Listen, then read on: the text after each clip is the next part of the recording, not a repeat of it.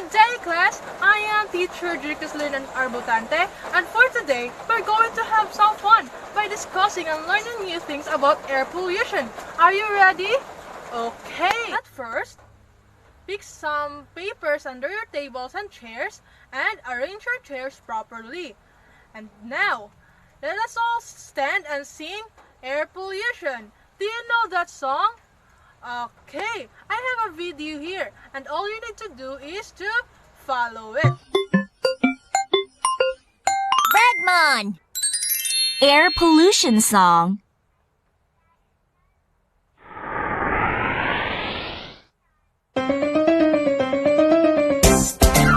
I have a cough, a little sneeze.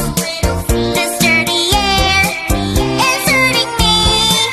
Some coming from our cars or smoke from big factories. Air pollution's bad for me. Dirty air on many days, so we can't go out to play. Don't forget a mask for your face. Wash your hands when you come inside. Drink water open wide. Fruits and veggies you must try. Open windows when there's fresh air. Clean air for our lives. I have a cough, a little sneeze. This dirty air is hurting me. Some coming from our cars or smoke from big factories. We must reduce everything. Dirty air on many days, so we can't go out to play. Don't forget a mask for your face. Wash your hands when you come inside. Drink water open wide. Fruits and veggies you must try. Open windows when there's fresh air. Clean air for our lives. Clean air for our lives. As what our video says, let's drink water every day, wash our hands, eat some nutritious foods like vegetables and fruits, and wear mask every day when we're going outside because sa gawas na ay mga hugaw na mga abog na gikan sa mga factory sa cars, mo lang gitawag na pollution. Okay. Settle down, class. Okay, who can recall our topic last meeting? Okay, thank you. It's all about air pressure and humidity. And for today, I have some pictures here, and all you need to do is to identify what picture shown. The first picture shown, a man that holding a balloon. Okay, what do you think inside the balloon? It is air, of course. And what do you think is the answer? Oh, correct. It is air pressure. The second picture is, what do you think is that? Okay, it is temperature. Very good. The third picture is, what do you think is that? A man who is nasa taas sa mountain, nga makita niya ang sea of mountain, ang surrounding sa mountain. What do you think is that? It is altitude. Very good. The next picture shown is, oh, we usually saw this in the morning na magmatatag sa'yo. What do you think is that? Okay, very good. It is humidity. Very good. You have learned a lot last time. This time, we're going to have a game, and our game is called Pop and Arrange Me. I will going to divide the class into 3. Each group will have 5 representatives to pop the balloon. Each balloon has a scrambled letters inside that you're going to arrange. And after arranging it, you will put it in the board. I will give you 3 minutes to arrange it. Are you ready? Okay, the game begin in 3, 2, 1, go! Okay, time's up. Okay, sit down everyone. As you can see in the board, the words that you've pasted are primary, outdoor, secondary, pollution, indoor, and air. What do you think is our topic for today? This time, I will let you watch a video presentation which tackle about air pollution. Okay, settle down everyone and focus on the video. This time, you already have an idea about our topic. I will divide the class into 4. Each group must have a leader, reporter, and a recorder. Each group will have an activity card which you will put your answer. You will gonna make a graphic organizer which you will identify the differences between the primary and the secondary pollutant. Okay, let's check your answers. Your answers are all correct. Very good. Let's give a round of applause to everyone.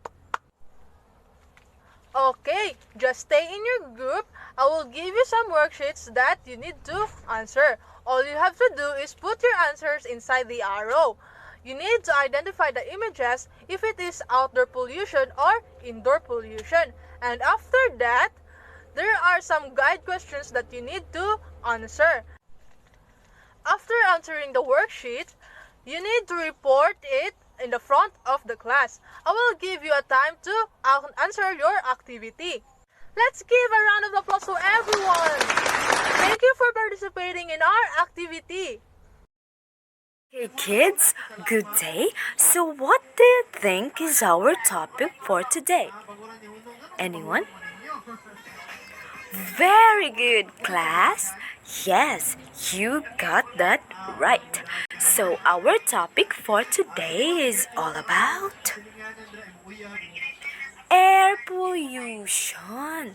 So before I am going to discuss the meaning of air pollution, so who among you here has an idea on what is air pollution? Anyone? Okay, Leah?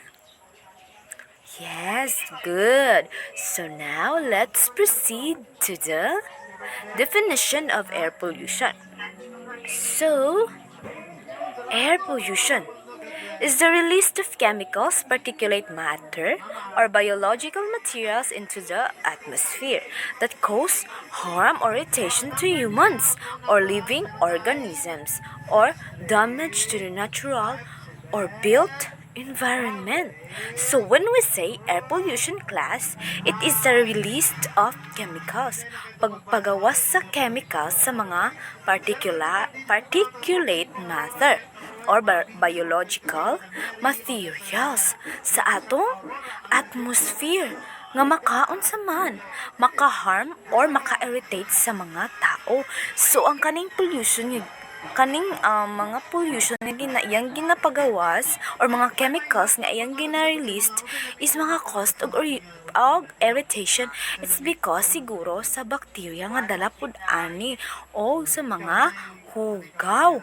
So, not only sa human or sa animals siya maka-harm, but also makadamage pud siya sa natural or built environment. So, what are those natural or built environment? So, in natural, the best example is our atmosphere. So, si atmosphere, pwede siya madaot if because of air pollution. So, ang example po sa built environment are house, schools, or other buildings. So, affected po di ay ni sila nga mga butang. So, next is the types of pollution. Yes, type of pollutions. So, there are 2 types of pollutions, and these are the outdoor and indoor pollution. So, kids, naamay idea kung unsa ning outdoor and indoor pollution? Okay, none. So, okay, I am going to discuss it on you.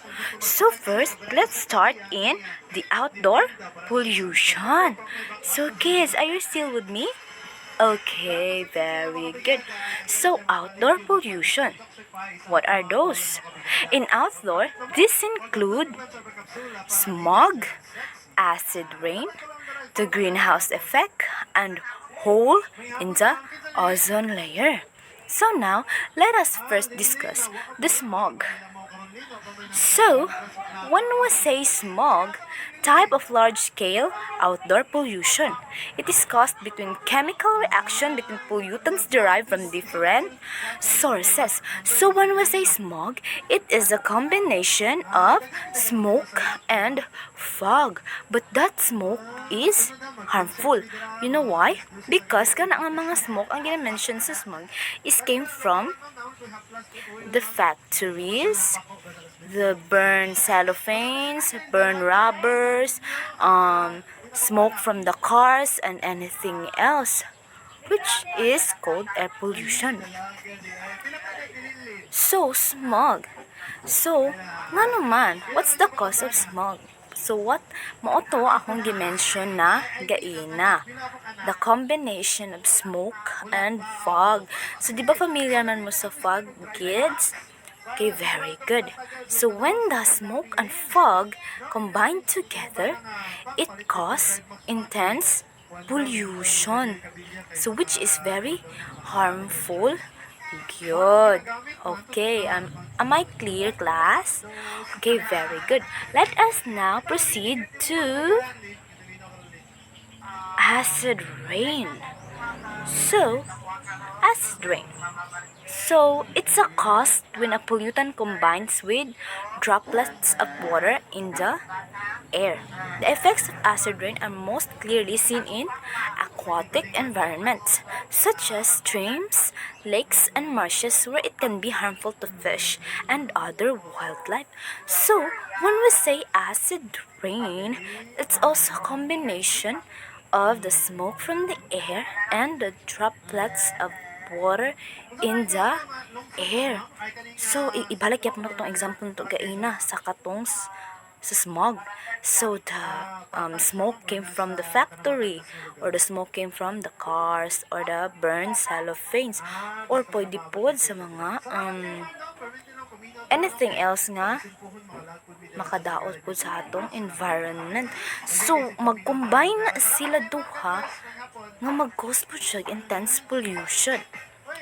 Ang more mga affected aning klase nga pollutant is ang mga yes, you're right.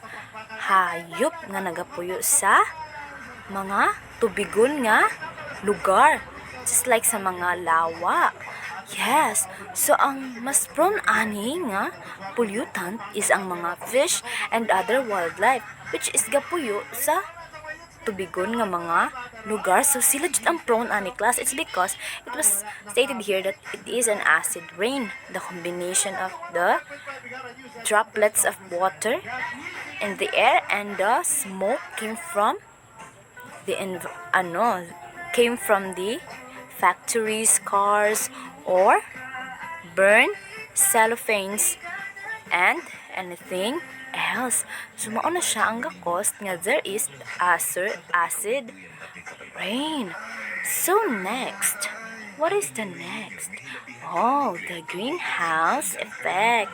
Are you still listening, class? Okay, very good. So, pakibasa ko sa greenhouse effect. Sabay-sabay, be? Okay, thank you for reading. So, greenhouse effect, natural process that warms the Earth's surface. It generally comes from build-up of carbon dioxide gas in the atmosphere. Global warming is the cause of greenhouse effect. So, when we say greenhouse effect, what comes in your mind, class, when we say greenhouse effect? Anyone?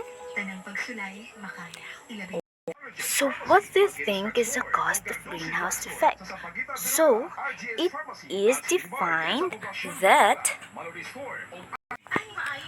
when the Earth's surface becomes thick because of gases and is too much substance. So teacher, what is the meaning of that? Just for example, nasubraan na kapulutad si Earth atmosphere. So, magkapal or magbaga ang mga gases and substance dito which leads nga maghinay ang pag-rotate ni sun. It's because of the pollution nga ginarelease sa atong environment. So, kung masubraan si Earth atmosphere, mubaga na siya dito which leads, mo to kong gi-mention gaina class, nga maghinay ang pag-rotate ni sun which caused global warming. Diba? Sobraan nakainit, several times na lang mag-ulan. It's because ang sun is hinay kaayo iyang rotation. Kay tungod lagi atong baga nga mga gases o substance nga na stock dito sa Earth's surface. Sumuo na siya ang greenhouse effect. Okay, next. Nasabdan ra ba, class? Okay, very good. So, next is hole in the ozone layer. So, I know you are all here familiar with the ozone layer, right? So, when we say, kung mag-init na gani kayo, mag-ingon din na sila, diba? Nga, nabuslutan siguro ang atong ozone layer maunang grabe na kainit. Which is, maybe true. Siguro no, kay they say nga ang atong ozone layer is naganipis. So the definition of ozone layer, it is another result of pollution chemicals released by our activities affect stratosphere. So it was mentioned here is the result of the pollution. So unsa naman po example nga pollution? So maura gyapon tong akong gipang discuss kaina.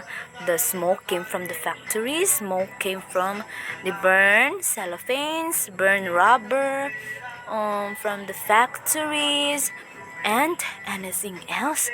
So, ang chemicals na gina-release is maka-effect sa atong stratosphere, wherein ang atong ozone layer is naganipis. The more nga mag-release ta og mga pollution or mga chemicals nga dili maayo, so mao na siya ang cause nga naganipis ang atong ozone layer, wherein mulid na siya nga mabuslot na gyud.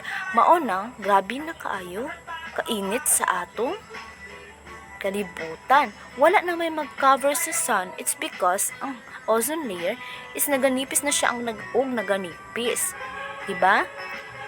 Ug mabuslot na gyud siya kadugayan. Okay, am I clear, class?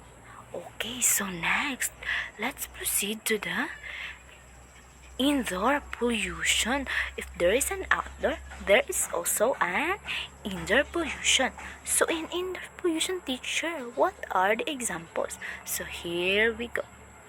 Is the air inside a building such as your home, workplace that harms us if we breathe in.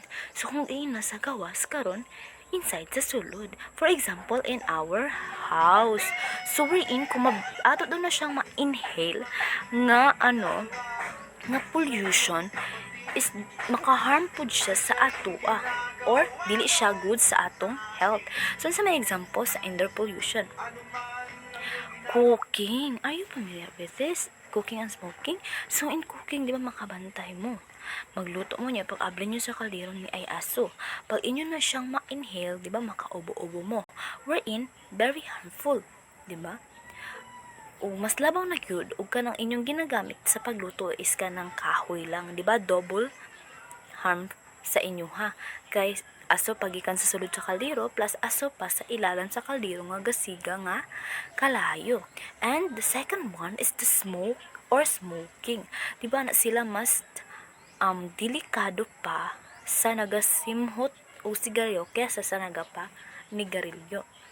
Wherein, mas dagan pag makuha nga sakit ang naka-inhale anang smoke came from tobacco kesa sa naga-used og tobacco. So, that's why we should be careful. So, kung naa may ga-smoke near from you, magpalayo jud ka guys. Ice class. Or better, tabunan imong ilong, pero mas better jud nga magpalayo na lang. So, okay. Human ako discuss sa air pollution, the outdoor and indoor pollution. So class, I hope naka-learn mo from Teacher Erica. So thank you so much for listening. So, bye-bye. Thank you.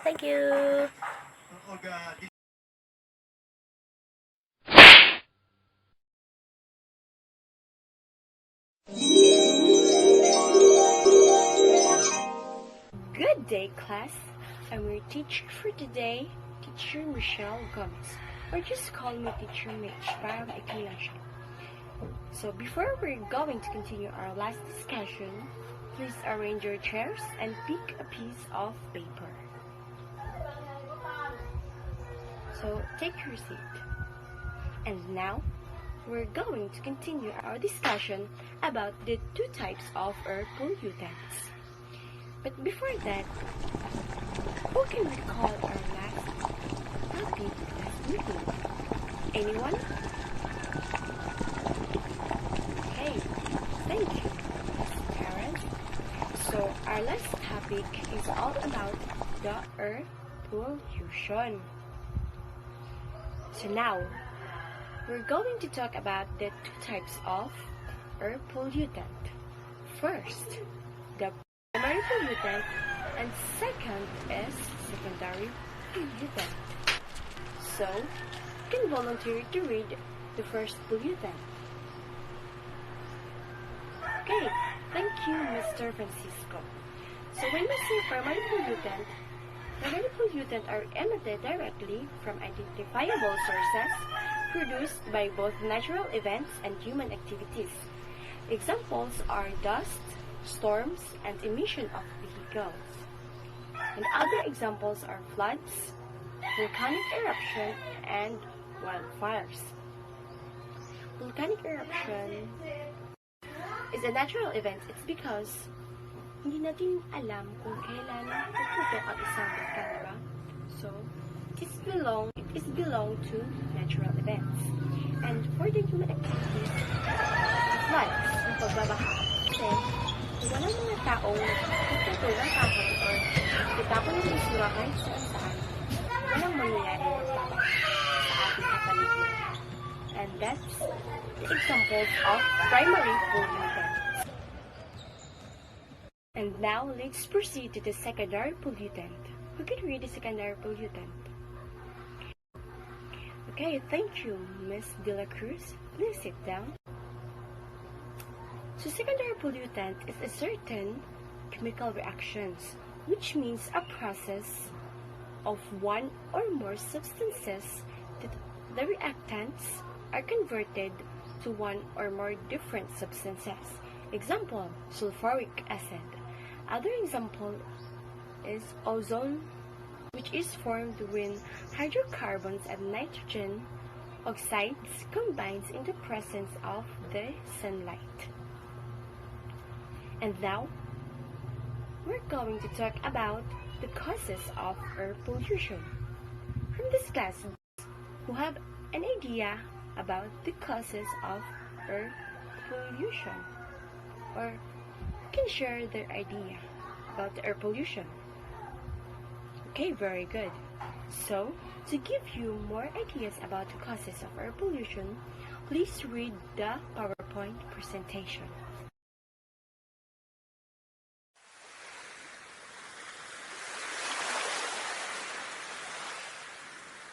And now, for the last part of our discussion, discuss about the effects of air pollution to human health. The effects of air pollution to human health are serious 1/3 of deaths from stroke, lung cancer, and heart disease.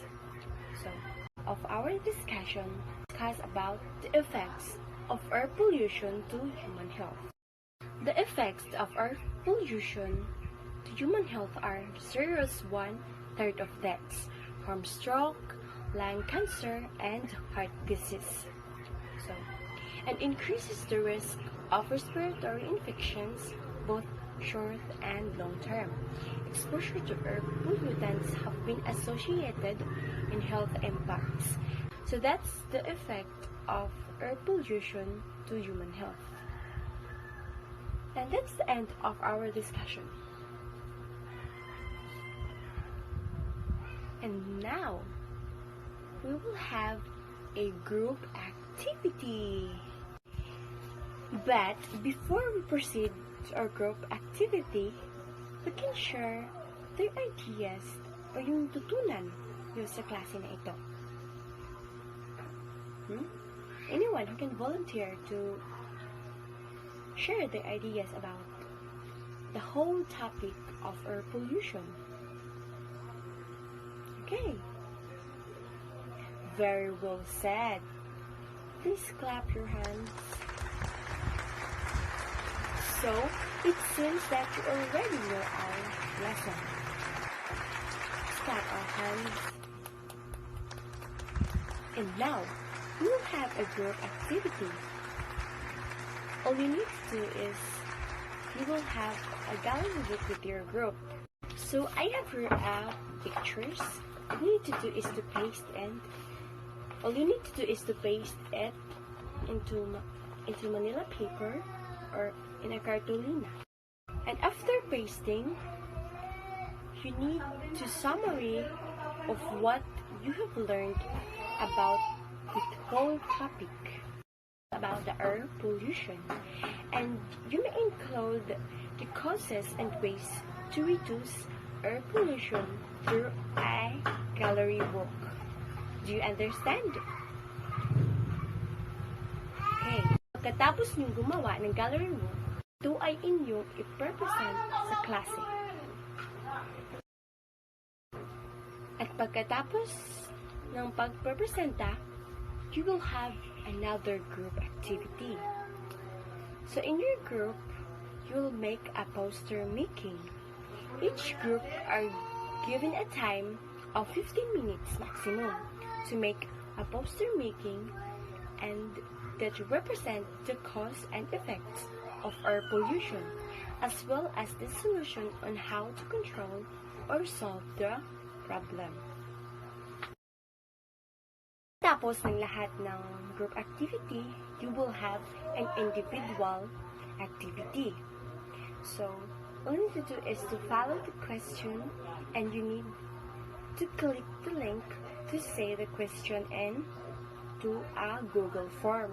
It is just a multiple choice also. So, hindi na kayo mababahala sa isasagot nyo kasi madali lang din naman. So, yun yung individual activity. And lastly, you will have a homework. And sa homework, you will make a poem about air pollution and write it on a one whole yellow pad paper. And that's it. So, gawin nyo na ang mga kailangan yung gawin.